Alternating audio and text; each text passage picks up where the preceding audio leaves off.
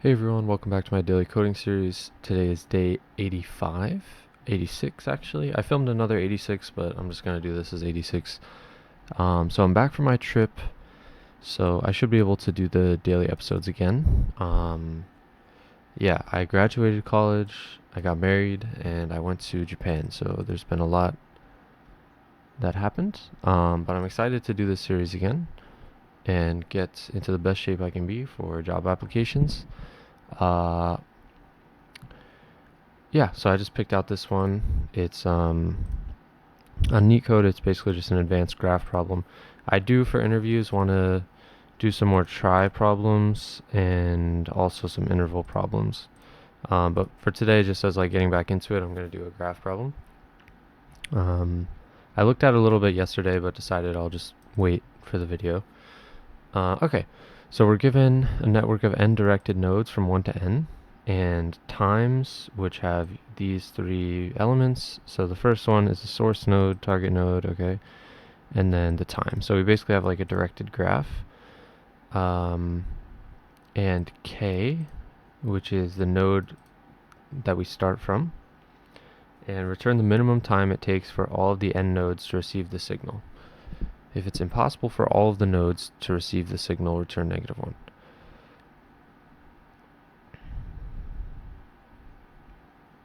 Okay. So my understanding is it's basically, so from one node, we have basically a network of all of the times that it takes from a source node to a target node, and we have to return the minimum. So there's many combinations that we could send the signal, but out of all of them, return the minimum number of time, like the minimum time where all of the nodes receive the signal. So an approach I'm thinking for this would be, first step would be, so first calculate minimum time for all nodes, and then return the max minimum time.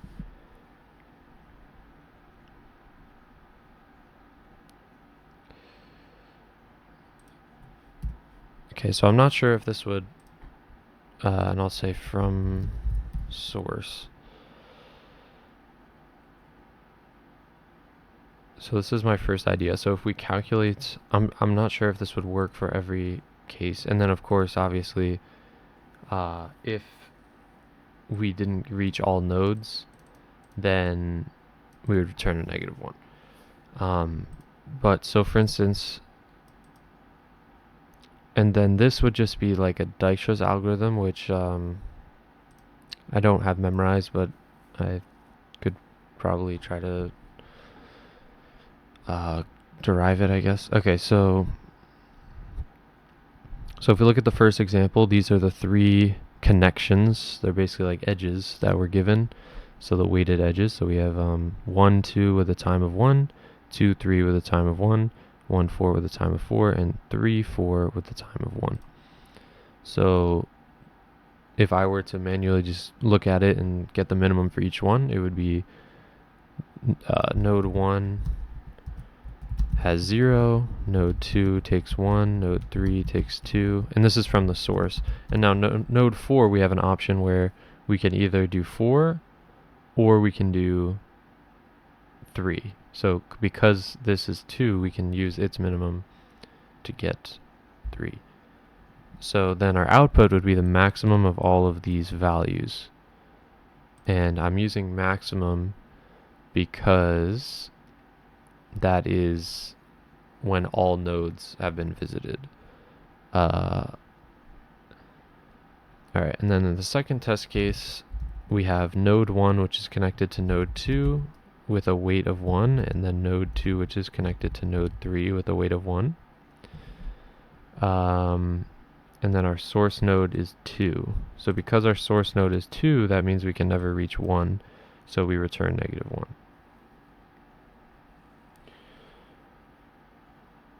Okay.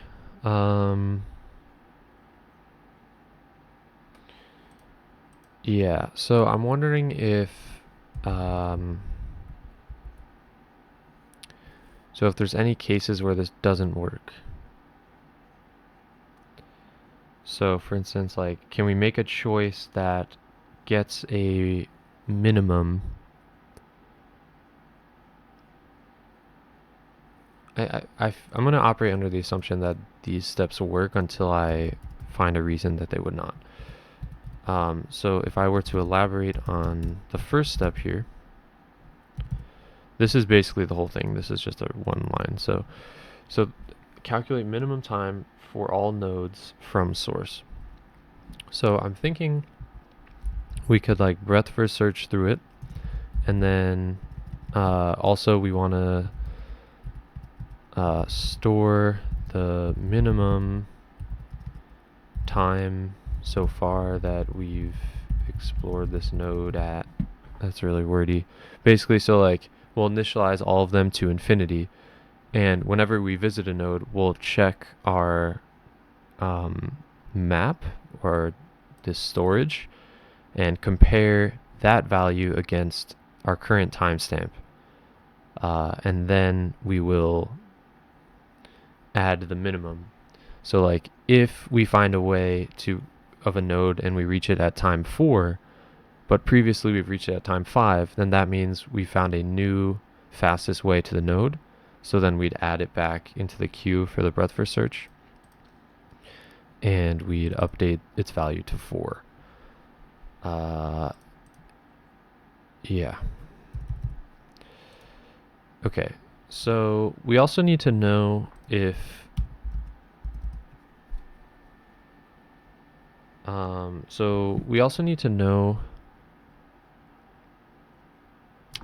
we've explored all nodes. So I'm thinking like, what data structure should we use? So obviously something we could do is just do an integer, and every time we explore an unexplored node, we can add 1 to that integer and then just check if it equals n at the end. I don't know if we need to do that. We could also, for our storage, so this I'm going to have as a dictionary, like something like this. We could just have it be, so instead of initializing them all to infinity, we could just have them not exist. And then once we explore it, we can we can add it to the dictionary. And then at the end, we can compare the length of this dictionary versus n. So I think I'm going to do that.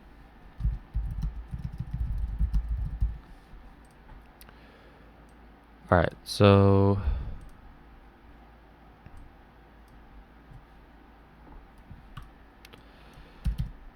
before I start coding, let me look at any edge cases. So k and n can be the same. So k is the source node. Okay, so if k equals n, then we just return 0 probably. Does it start at time 0? I don't know.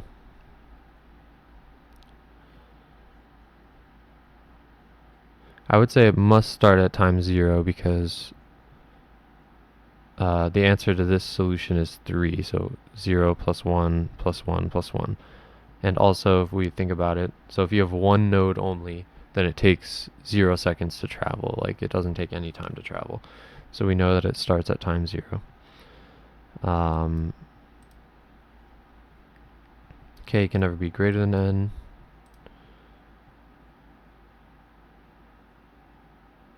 Okay, yeah, so I think the edge cases are pretty self-explanatory. So before I start coding, I want to elaborate this breadth first search, like this a little bit more. So I'm going to do, so we'll have a queue, which starts, so add source to queue. So we're going to have it with the queue, and then we're also going to have add source 0 to dict. So this is a key value pair. So then what we want to do is basically, so we'll breadth first search. So while the queue exists,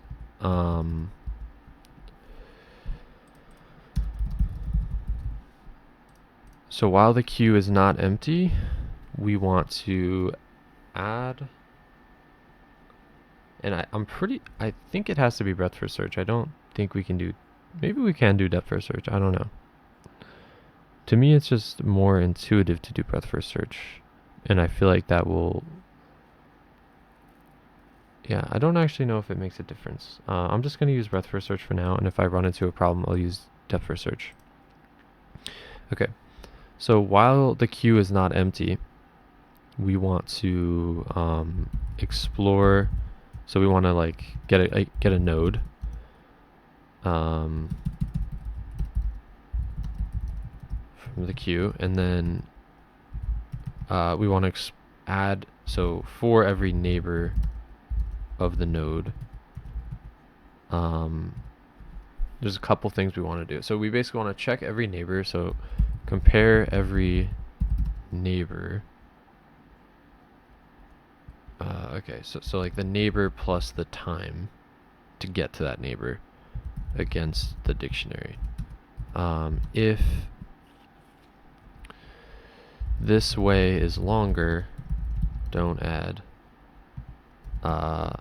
If this way is shorter, add to queue. Okay, so that's my idea. So if this way that we're calculating neighbor plus t is longer, then we shouldn't add it to the queue because we've already gotten there in a faster time. Also, too, one more thing. So if actually neighbor not in dict, add to dict.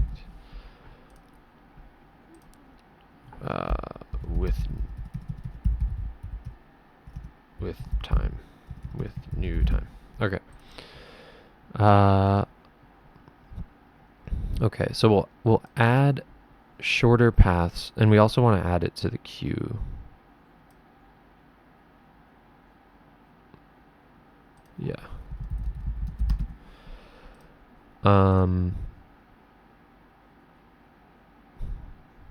Yeah, so basically we're going to only add the shorter paths to calculate, or if we haven't explored it before. I think this looks pretty good. And then at the end, so yeah, we also need to store, like remember, I guess I could say max value.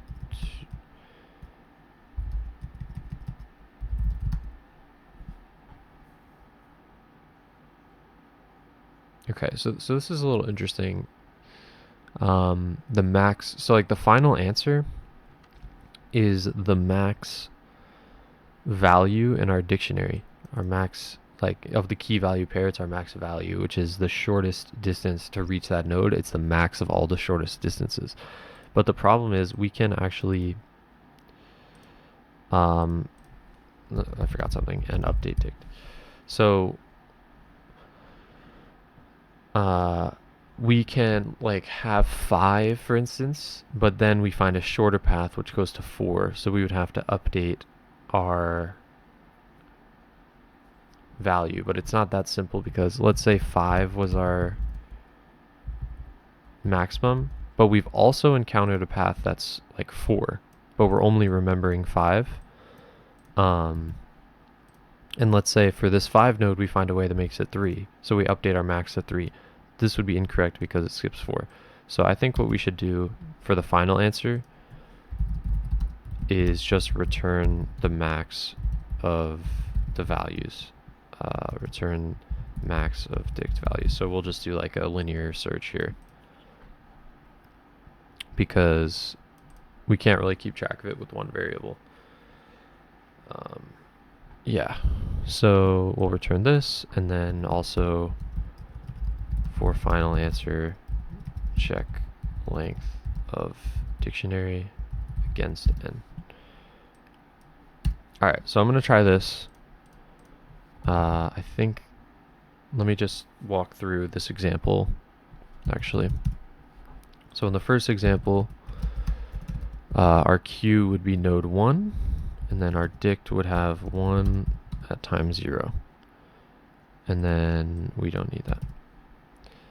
Okay, so we'll extract 1, and then for every neighbor, we'll compare 0 plus 1. Again, well, it doesn't exist, I guess.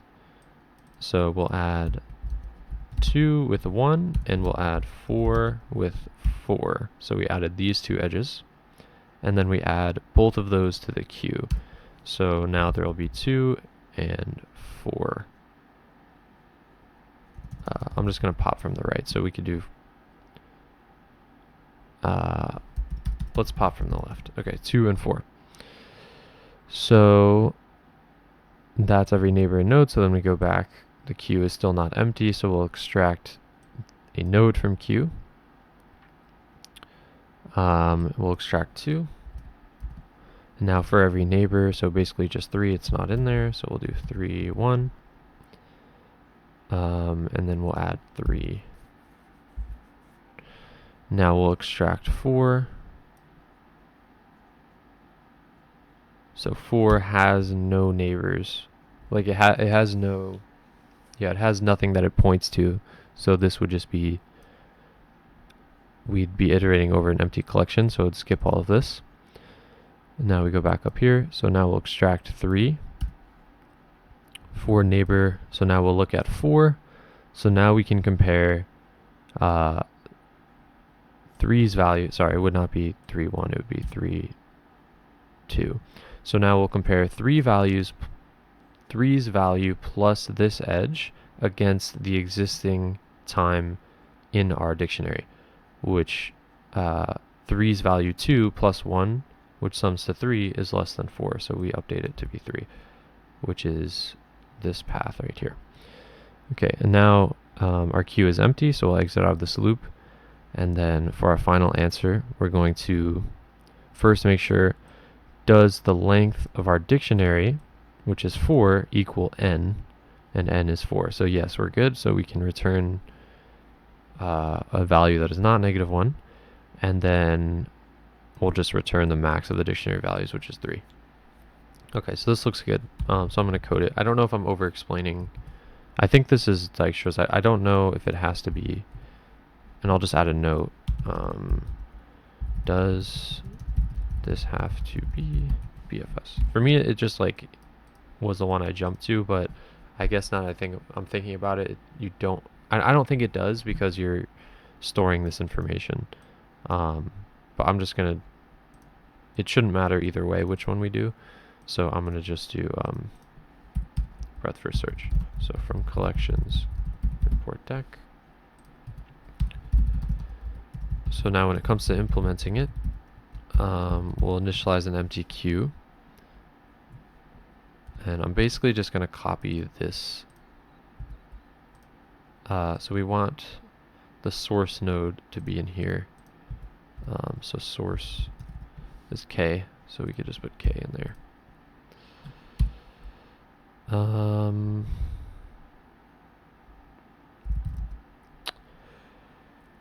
I guess I could call it mins, and we'll initialize k to 0.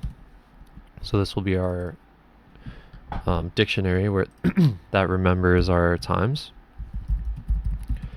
And then we'll say node equals q dot pop left. So I'll pop from the left and I'll add to the right. So what is node? Node is a tuple of 3 objects, actually. Yeah, so that's so this doesn't really capture that aspect of it, so let's think about it. So I guess in the queue we are really storing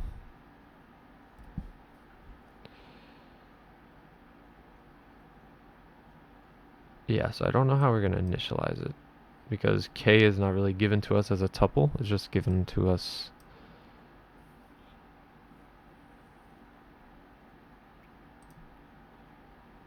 okay, yeah. So I didn't think too carefully about the data here. So let's see. So we have times and we have k. So I think what we have to do is actually first build the graph from times, which I did not consider. Because, yeah, so first we have to build the actual graph itself. So this was assuming that the graph is already built. So let's make our graph, and then we'll just say for edge in times, we'll have source, what do they call it? Source, target, and time. So we'll just unpack that edge, and then we will say if source not in graph, graph of source equals empty list. So I think how we want to design this is we'll have an adjacency list. So every key will be a node, and every value will be an edge, where that edge is the target node and its time. So for instance, we'll say graph of source dot append. So we'll add an edge, and we'll add the tuple of target and t. Right. So I think this builds it. Okay, so now in our queue,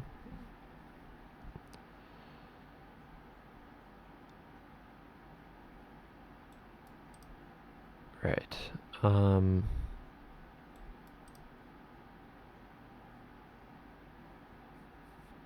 So node is now a key in the graph. So I guess we could say for neighbor in node, so graph of node. So this is like neighbor and t, because this is really a tuple. So basically for every edge.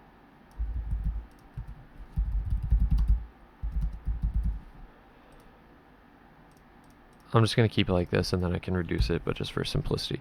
Okay, so I guess Q then is just a... So Q is basically just a list of nodes.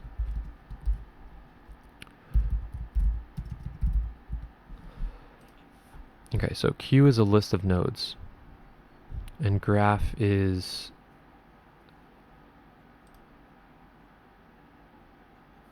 a dictionary that has, so graph is node to target node and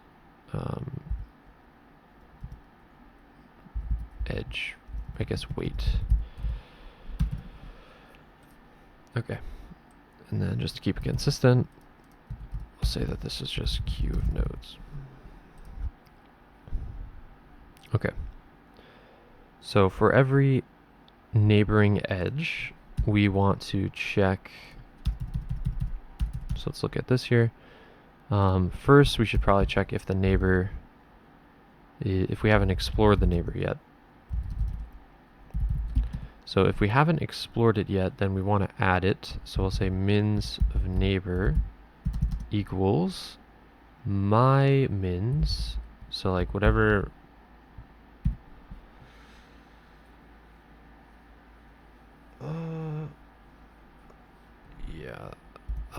Plus t. Okay, so I don't know. I think this makes sense. Yeah, I think this is good. So it's basically like whatever my minimum time is plus t. We don't really care what time it is because we just need the minimum time. So yeah. So we'll basically just add whatever time it is. So we add it to dict, and we also should add it to queue. So queue dot append neighbor. Okay. Otherwise, if it is there, so let's just say like new time is this. So if new time is less than mins of I'm going to say greater than or equal to mins of neighbor, then we'll do nothing. I'll clean up the logic of this, but I'm just following this. And then otherwise, if new time is less than mins of neighbor, then in this case, we want to add it to the queue.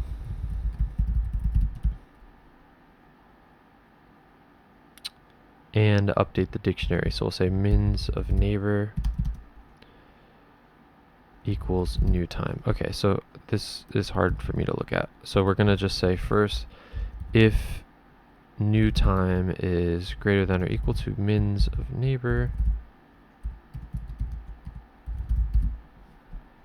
But we do have to check if it's in there first.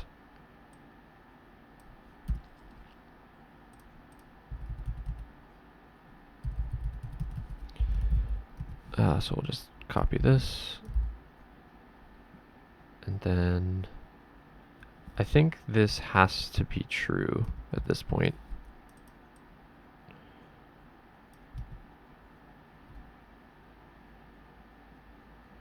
I don't think we need this either. So we'll just say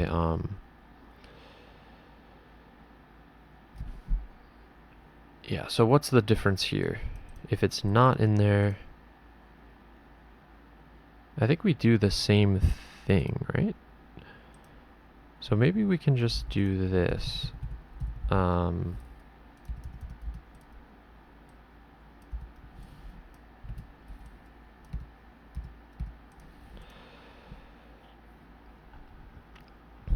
I crazy? Or maybe we, instead of saying this, we can... No, this is fine. Okay. So I think this achieves all of our goals. So let's consider the first case where it's not in the dictionary. Okay, it doesn't work actually, because so this will give us a key error. So I think we do have to check. So if neighbor not in mins,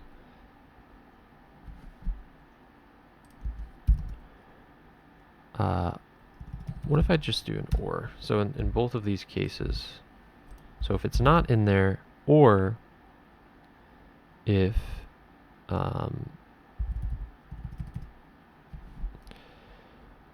new time is less than mins of neighbor,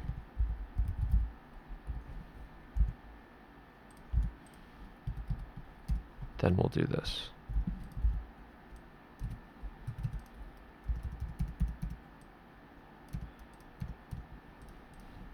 Okay.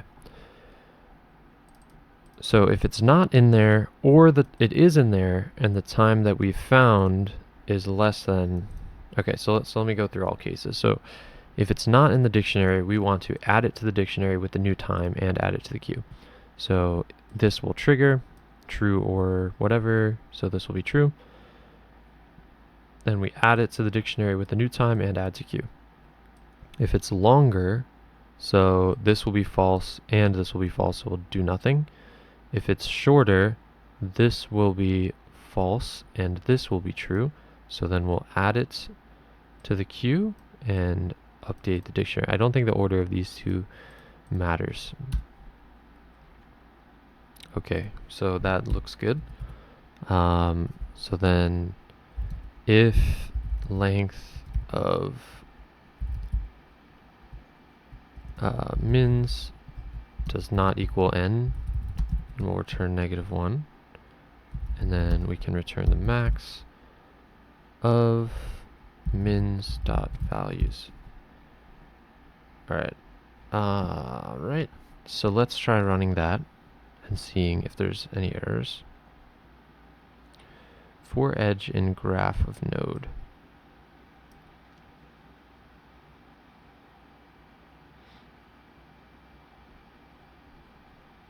Let's see. Is this in the first? Okay, so it's in the first example. So Q is K. K is 1. So let me just print out our graph here and see if this is building correctly. Alright, so it says 1 is connected to 2 and 4. with the corresponding weights. 2 is connected to 3 with 1, and then 3 is connected to 4 with 1. So that looks good. So what is the issue? Node. For edge and graph of node.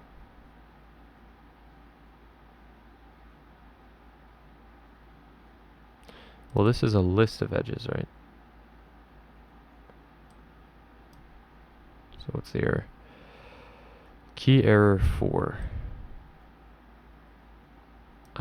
So if it's...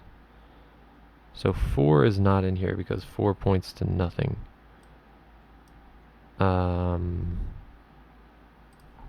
Maybe we can say graph of target. So if we encounter a node... Alright, so that works in this case. So let's look at this. So in this case, 1 points to 2 and 2 points to 3.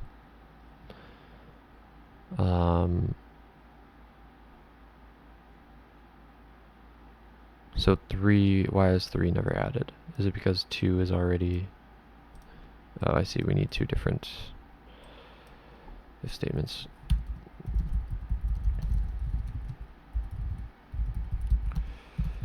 So there may be a way to just...